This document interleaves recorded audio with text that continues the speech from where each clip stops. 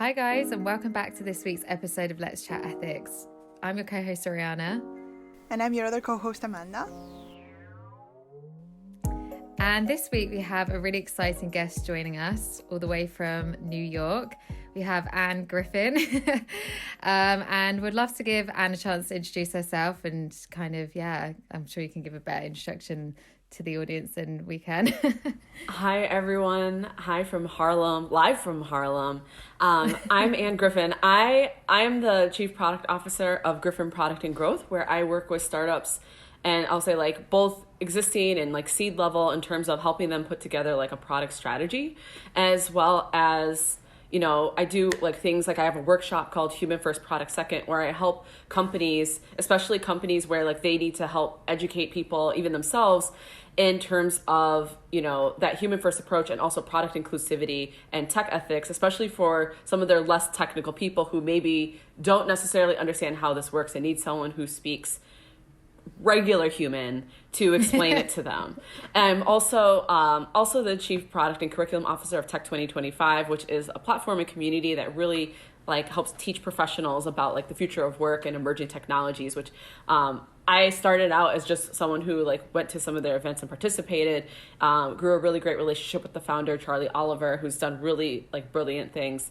And that's actually how I started getting into like AI and blockchain and really finding my voice in this tech space, because I've been in tech for over 11 years now, and really have, I think I started out in this like imposter syndrome space of being like, well, I have these thoughts and I see this article and, well, actually, like, what about this and what about that? But thinking like, oh, well, someone's just going to come along and tell me that my thoughts don't matter, and realizing that both my lived experience as a Black woman in America and also like my other lived experiences as just like a woman, and just also being in tech is tech experience and all those things together, right? Like those are things where I'm like, yes, there is a place for the people who have the PhDs who are doing really incredible research. I use a lot of their work all the time, but there also needs to be the people who, you know, bring this to like the corporations, for some of the people who don't know about that research in the corporations, people who bring this stuff to common people in language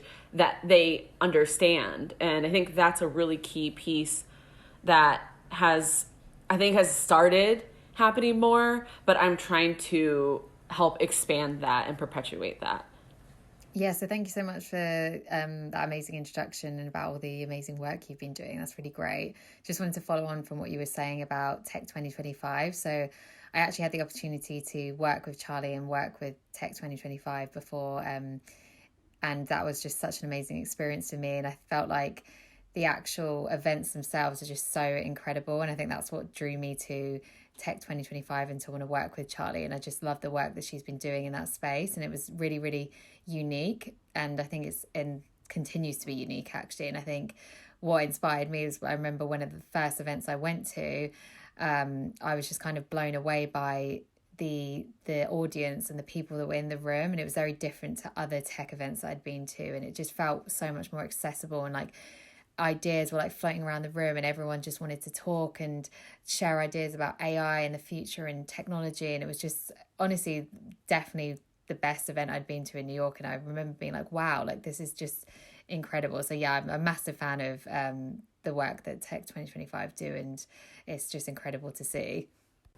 Yeah, thank you. Yeah. And I think that's one of the things that stood out when I first went to the first event. It was really just this whole thing of so many times, right, whether it's intentional or unintentional, some of these events or just companies or other things make these things sound so complex and inaccessible. And it's someone who's like talking at you and not with you, and doesn't want your input in solving the problem. And the really amazing thing about Tech 2025 is that Charlie always gets these speakers who are incredible speakers. She has people who, you know, worked on Watson at IBM, people who are creating like security robots, people who are working for like these smart cars, and they're like going back to their company and being like, here are all these ideas we got from these events. And like, we actually need to, there have been companies who've actually, I won't name names, have changed their whole strategy because of the things that Charlie has done with Tech 2025.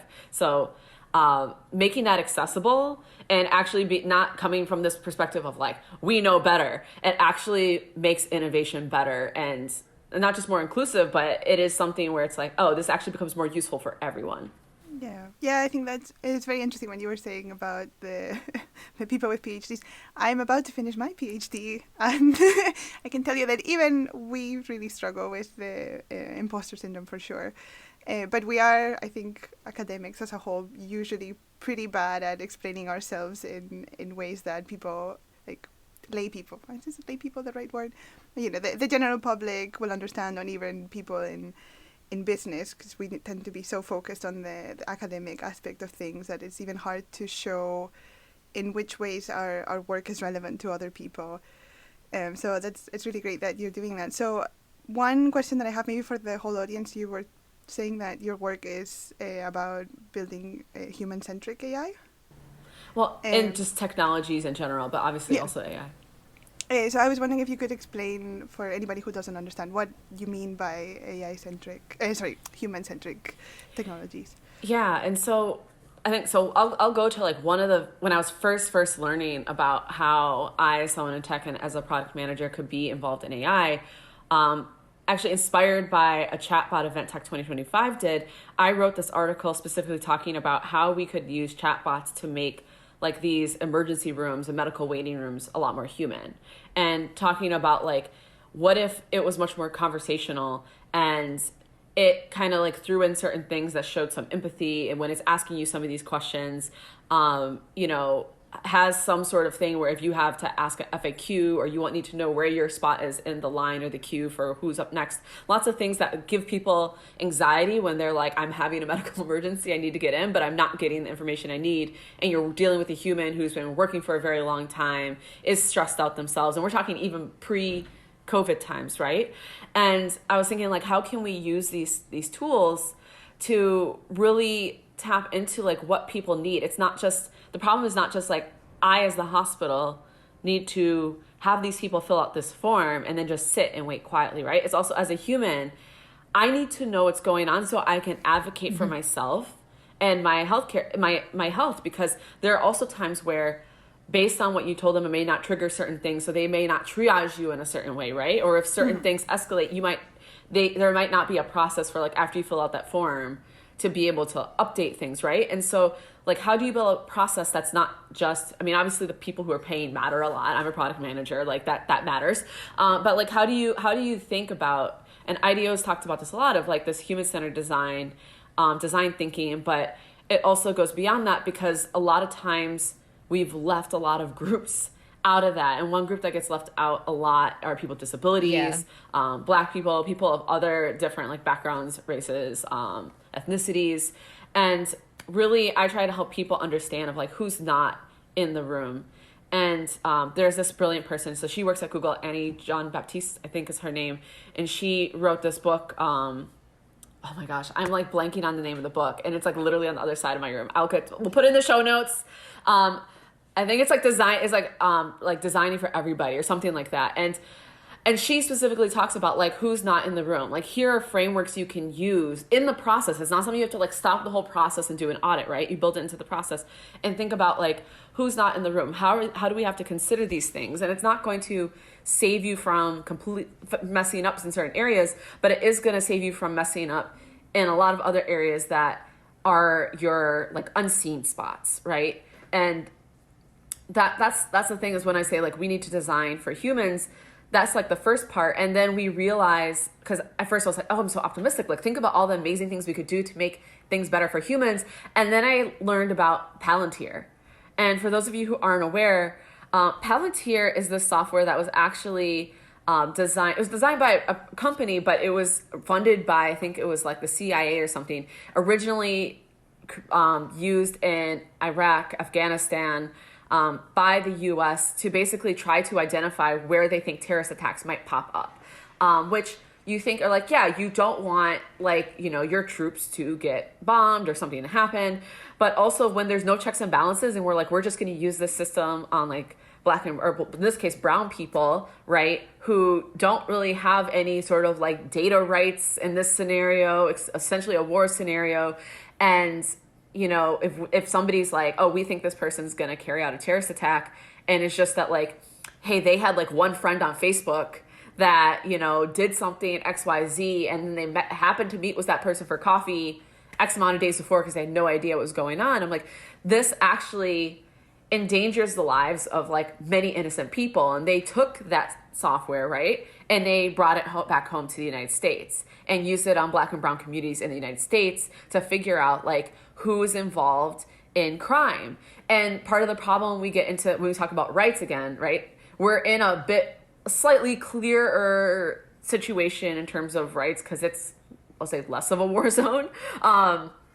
And you have this scenario where people were going to jail and it was unclear how, you know, how like some of these agencies got a hold of certain information that put these people in jail. And that starts getting into questions of constitutionality in terms of like what you're allowed to do, what really is private versus public, and was that a legal way to obtain that information. Yeah. And it's kind of like, we're just going to do it, move fast, break things, ask for forgiveness later. But when we're asking for forgiveness later after ruining somebody's like life, like going to prison for X amount of years, you know, how hard it is to get a job after that, how, you know, not having money coming out of prison, like these are things where like, this is not like a oops, like I spilled milk or something, right? Like this is like people's parents who aren't there to provide for them. This is people's like, you know, family members, loved ones, best friends. And I was like horrified, and that's made me even more passionate about this human aspect, because I was like, okay, it can really help people, but wow, we are a lot further down the path of hurting people than I originally realized. And I was like, we also need to make sure that in trying to even just solve for certain types of problems, we need to be very intentional about who we're not trying to hurt in the process of trying to quote unquote help, right? Mm-hmm. Yeah, no, I completely agree with you. I think these are the things that need to be considered, I think, in all areas and all businesses. How have you in your work found that like businesses and people in corporates and like kind of think about this human-centric design? Are they open to learning about it, or do you find there's kind of we'll think about it and then maybe push it to the side? Like, what have your personal experiences with dealing with kind of that in business? There's a bit of a scale, and some of it is things from being oblivious to I've heard of this to I love this buzzword. For a while, actually, like however many years ago, human-centric design, design thinking was a buzzword, and it was really popular, and companies were just throwing money at it, but it wasn't necessarily something that was aimed at, okay, let's like figure out who's not in the room. How is this going to actually hurt people? How could it hurt people in the process of trying to help people or solve our business problem, right? And that wasn't really part of it. It was just so many corporations, especially like the bigger ones and like older ones, they really were just like, this is cool. And they had already gotten so far away from thinking about their customer. For them, it was more of like customer-centric thinking they had got away from. And rather than being like, how are we preventing harm and how are we just being inclusive in general? Because your current customer base might be excluding a lot of people. Like, for example, like the hair care industry and also just like makeup in general for a really long time excluded like Black people, right? So like there are a lot of things where like that's why it was such a major deal when like Rihanna dropped her like Fenty line, because people actually had shades that matched their skin. And to be honest, there were other like Black lines that were like more like smaller brands that also had those scale. But on the scale that Rihanna launched, like almost none of the major brands had the range of skin color that she had. And she built for inclusivity first. And that's what a lot of companies aren't doing. And then there's on the other side where it's like, there are the people who are aware, they're trying to do their best, they're trying to figure out like, how do we keep learning and that kind of thing. And I find there's not as many companies like that. And then there's some companies where, again, like they don't necessarily care about that kind of thing. And when you look at Uber under like their old leadership, really, you read the accounts of the people who work there, and it was not just move fast, break things, but it was also like, if you want your thing done, you basically have to like out alpha everybody else in the room, and which also creates other things. And so that means that like you're even more willing to cut certain corners to make your thing happen, even if you know it's unethical, because otherwise your thing isn't going to happen, and that is tied directly to your performance. So the incentives are completely lopsided, and companies don't really care when they're like, I know we're growing this much, and this is how much money we're going to get in investment and this kind of thing, and it's going to help us overtake all the competitors, right? And so there's such a wide scale of like, I don't even know to like, I don't even care to people who are actually trying, that it's a really interesting space to be in. And obviously the people who work with me are kind of on this end of like, we're aware and we want to do better.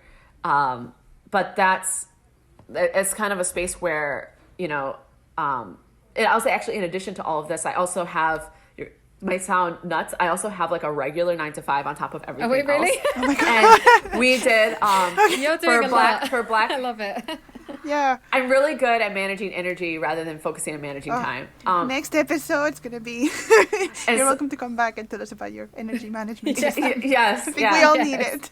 Yeah. And so for Black History Month, at my job, we read Algorithms of Oppression by Safiya Noble. And like, I read it before, but I was like, I think we should really do this, because number one, I love the book. I love Safiya. And I was just like, most of the company is not of color. And I was like, I think this is very important for people to be aware of. And what was so interesting was that most of the people who were not technical were like, wait, this is how search engines work. And this is what happens when people type stuff in. And there's nothing that... There's literally no checks and balances except for when people are outraged, and then basically they're like forced based on the outrage or a lawsuit to do something. And they were like mortified. And that's one of the things is like, again, like people want to know, but sometimes people, even when you think about like Algorithms of Oppression has been out for a while. It's a very popular book. It gets recommended all the time. There's still a lot of people who've never heard of it, or if they've heard of it, they're like, I've been meaning to read it and I haven't read it. And I think that's like, and again, an important part of my work is some of it is even just helping people become more aware of, here is even how one thing works, because then their brain starts going like, wait, if that's how Google works, how does Facebook work? How does Instagram work? What exactly is happening with, my messages in any service, whether it's, Telegram or WhatsApp and just any social media, like what's going on with my healthcare data. And that's where I think the more we get people to start asking the right questions, or just even asking questions, the better place we are. Because if people don't ask questions, they can't ask questions to their lawmakers. They can't ask questions to these companies. They're not going to these aren't conversations that are going to happen, with your friends. And I think that's the thing, is like awareness is something that really awareness is never enough on its own. But right now we're at a stage where so many people really aren't aware, and the news is not always the best at, which I'm sure you're familiar with. The news is not always the best at distilling the studies that come out either. And they take like this headline, or like, that's actually not what happened. Yeah. So yeah. And that's kind of where we are right now. But I think more and more people are becoming aware. Yeah, absolutely. I think definitely this thing you were saying about the news. I remember it's probably like 3 or 4 years ago, there was a news headline saying that Facebook had this chatbot that had invented its own language, and that was just not what happened. So actually, my work is in conversational AI.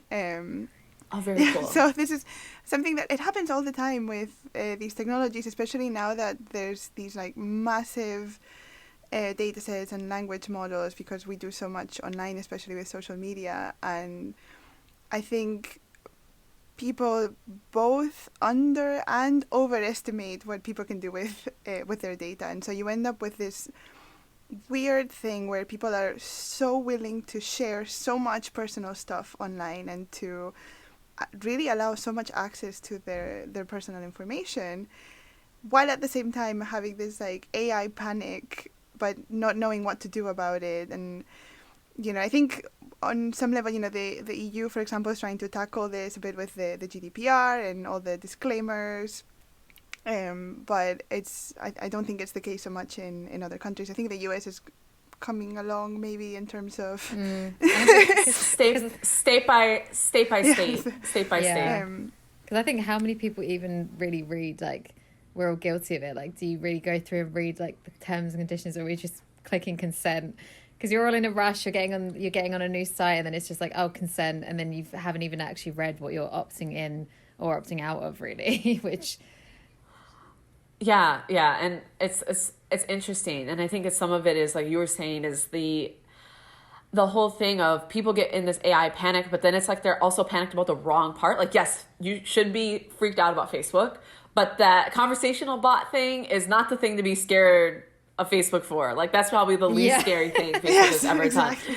You know, and there's also the terms and services. Oh, it's very interesting because people don't read them. And then even after, sometimes this is also the cause of misinformation too, because you see people post stuff like, oh, like they changed their terms and service to this and you have to post this to, you know, opt out of it. Number one, like once you click accept on anything or once you're using the site, like you're already in that. So you literally just have to close your account.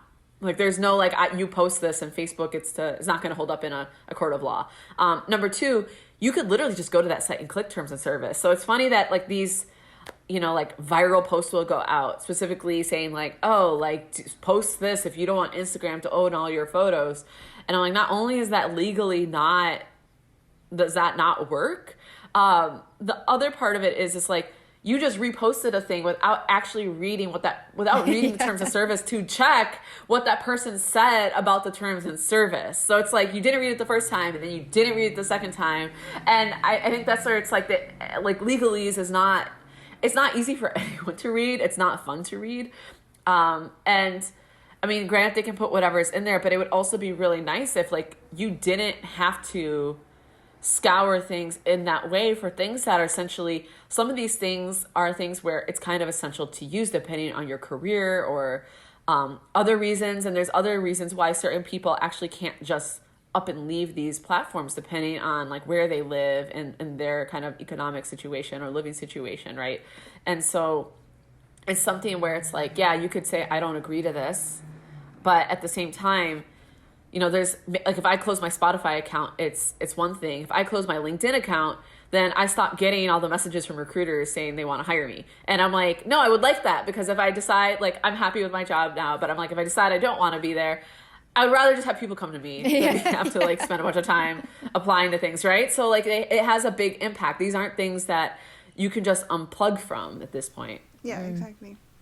Yeah, I think that's the thing, isn't it? When you think about unplugging from social media, that's also how a lot of us keep in contact with like work, like our work associates, business people, like networking now, especially in the pandemic, is all done on like Twitter, LinkedIn, even like through Facebook groups. So I think it's kind of hard to actually have this world now where we think we're going to unplug from social media. It's maybe more idealistic really than anything.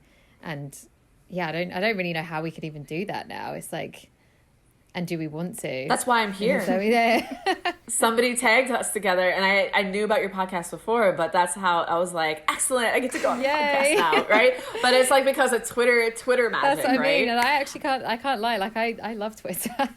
Yeah, I know. There's many things I hate about like social media, don't get me wrong, but there's many things that I'm like, I'm also in love with it in many ways.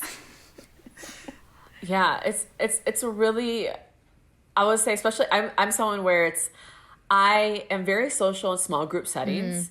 In large group settings, I am very antisocial, very introverted in scenarios. So for me, someone who started, you know, getting access to the internet in like my teens, the internet, and even in college, like the internet opened up a lot of doors for me in terms of someone where it's like, I don't necessarily deal well with large groups. Growing up, I was never like the popular person. I never had like tons of friends. And so for me, like online networking was almost like it was the most comfortable way for me to network a lot and like kind of feel out like, do I actually want to, you know, whether it was like meeting someone on a college campus that actually also goes to the same school as me or something else. I'm like, it was a good way to kind of figure out like, who is this person? What is it for? Is it somebody I want to like actually go meet in real life? You know, and even, yeah, I just think about like, there are other things where in terms of, you know, I was part of this organization called National Society of Black Engineers while I was in college. Yeah. And I held like positions, mostly at the regional, I didn't really do a lot at the chapter level. I was involved at the chapter level, but didn't hold leadership there. I held leadership positions at the regional level and then the national level. And to do that, right, I'm working with other people in my region, also people across the US and the world. And I'm like, without the internet, right, like how would I be able to do that? And it gave me certain experiences. Now we're in this remote first world. And actually just before this, I sent out these tweets saying like, I've been dealing with remote positions since I was on our Region 4 International Committee, where we did this like engineering design consulting competition where I had to pair up like chapters in the US with chapters in West Africa for this competition. And they had to team together to solve a problem that was unique to those communities in West Africa. And it was just, and you know, I'm like, you can't, it's really hard to do. Like, you could do it without the internet, but it's really hard to do it without the internet, right? And I'm like, I've been doing remote work long before it became a thing or a buzzword or people even thought this was possible. And that's the thing is like these networks that allow you to do this, right? Because I was like every combination of like Yahoo Mail and Facebook with all these people to like coordinate these things to make them happen. And that's kind of like now we're just in the way more advanced, overwhelming version of that. Yeah. No, completely.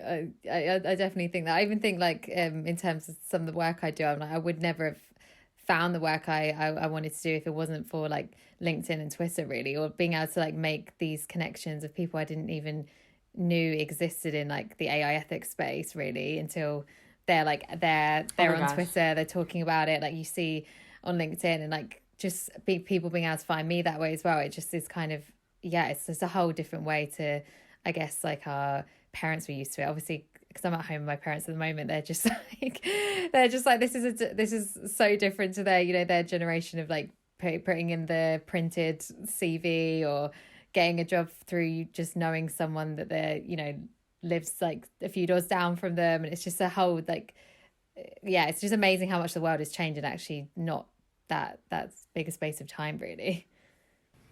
Yeah, it's been incredibly rapid, which is also like, it's the gift and the curse, where if you want to do something, you can make it happen relatively quickly. But then also as the technology rapidly accelerates, it's kind of like by the time you realize how far someone has gotten with something that's harmful, you're already really late. Not saying that it's not possible to do something about it, but it's increasingly scary where it's like you find out like, oh, they've already been developing this for 5 years, and you're like, what? And so it's, what used to take like a decade for somebody to develop it, now it can maybe take like a year to 5 years.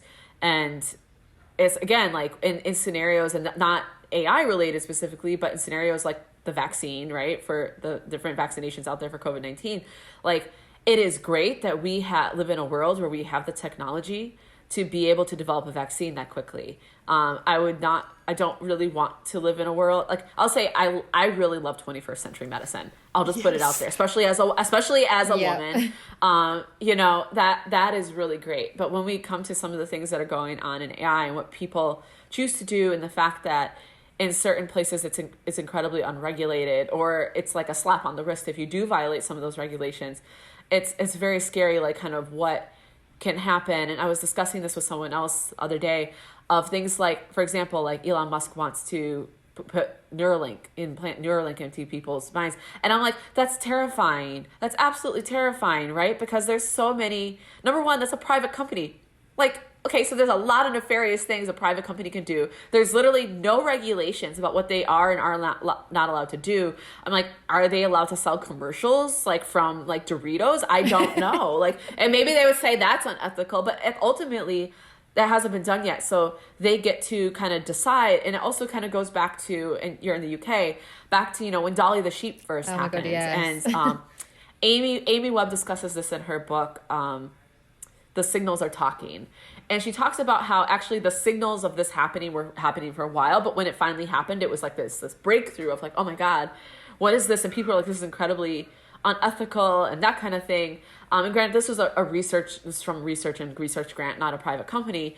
But if this, let's say like instead of a researcher who was just trying to do this more so they could help figure out, how to solve other problems that actually would help, things with like humans or agriculture, that sort of thing. This is in the hands of a private company, right? And they get to decide what is ethical or what's not ethical. And maybe like they would lose funding or that kind of thing. But I feel like in research, it's a lot easier to be like, oh, all the funding is dried up, we just moved it somewhere else, like you've lost your prestigious position. But in corporations, it's like once you've amassed enough connections and enough wealth, it's like who is really there to stop you. And I think that's kind of like one of the things is like, there's the argument of like too much regulation, like, stifles innovation. And I would agree, if you literally have to ask for permission for everything, how can you think creatively and innovatively? But on the other hand, when there are literally no guardrails, you're going to hurt and kill a lot of people along the way. Yeah, and I think the part of the problem is the law doesn't seem to want to regulate until something is possible. And when you've got something like technology that moves so fast, then we don't, by the time the law gets around to looking at this, it's just so kind of like far gone, and they're honestly on to the next thing, without there being any kind of regulation or even any kind of criticism. So my work is looking at systems like Alexa, right? So conversational AI, and because the majority of them have these like female voices or female personas, I'm specifically looking at how they respond when they're abused. So people are very, very violent with these systems, like verbally and especially sexually. It's quite weird. And, now there's been a lot of backlash about this and how they're extremely sexist. But by the time this has come around, I think it's something like 40% of households in the US already have an Alexa-enabled device or something. How much is Amazon realistically going to be able to change the personality of Alexa and what people already expect from it? And it's unlikely that it's going to regulate. And I guess that relates and comes back to your point earlier of like who is not in the room when we're designing these systems. Yes. Mm-hmm. And I think even just touching on Alexa, right? We're talking about how many households have it, and this is a woman's voice.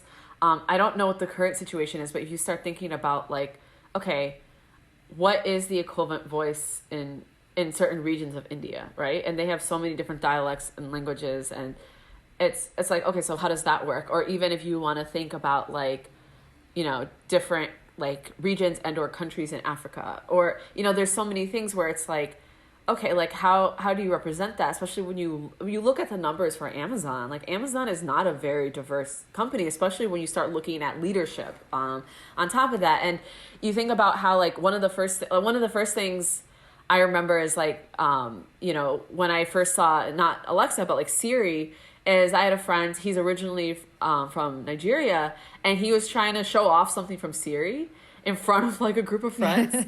And Siri's reaction was, and apparently he had done this before and it worked, but Siri's reaction was like, I have no idea what you're saying. She didn't say it like that. But, there's this other thing where it's like, also like how we design these things, right, does exclude other people. And especially when you start thinking about, okay, like Alexa is a woman and people expect to, they can treat her in a certain type of way.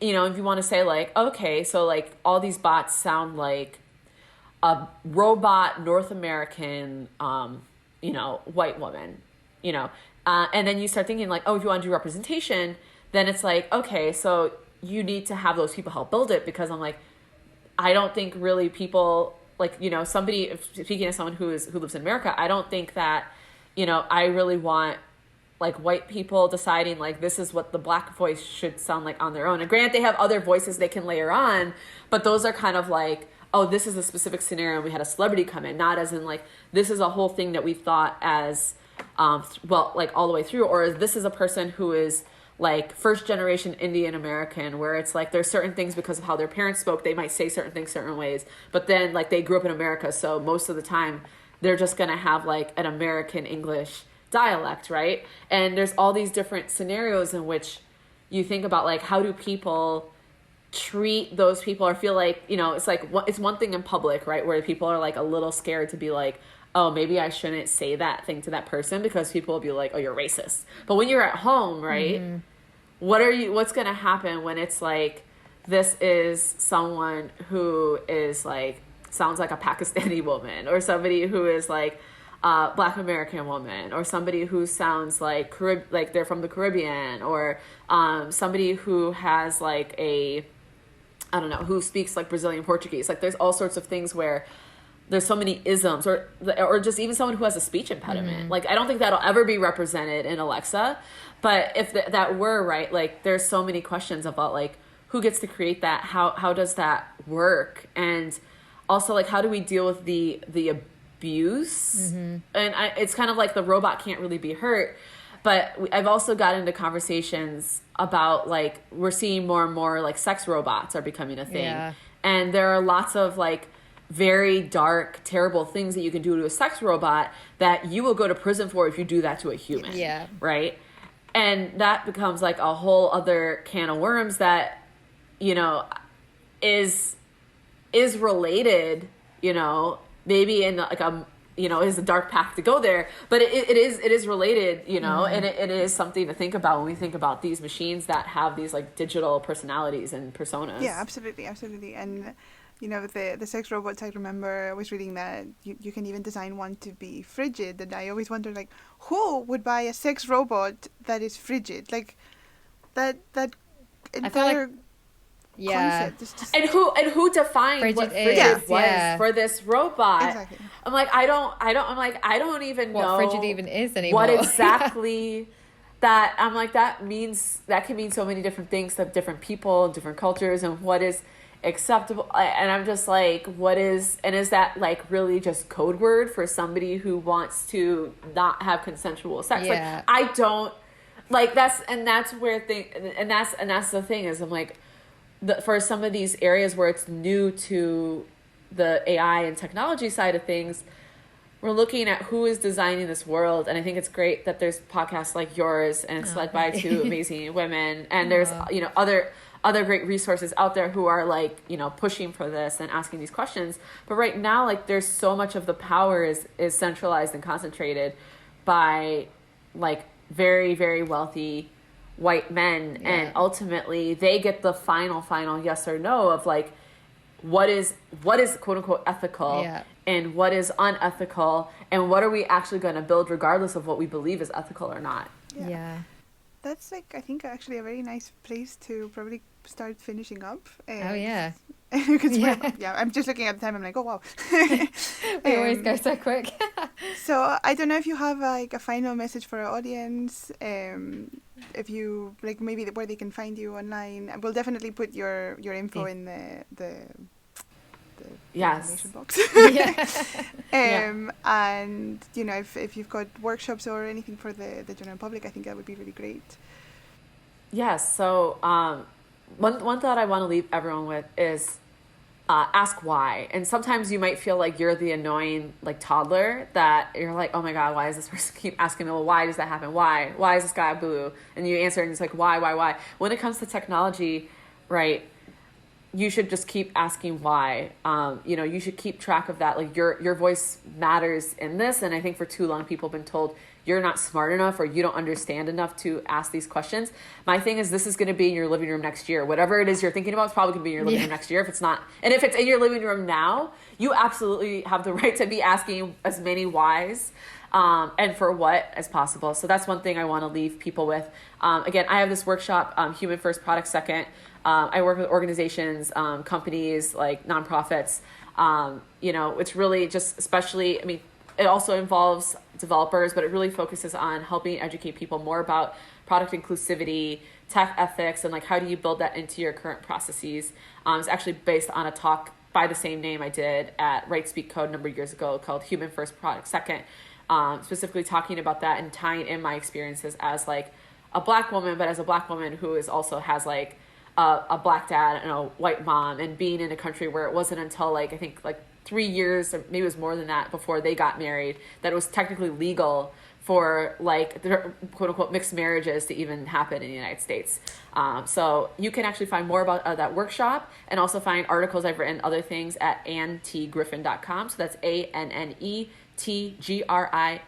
and that also has all my contact information. Or you can find me on Twitter at Anne T Griffin. Yeah, and we'll definitely put all your info in the information box. But yeah, it's amazing having you. Thank you so much for your time. And yeah, it's been great. Loved having it.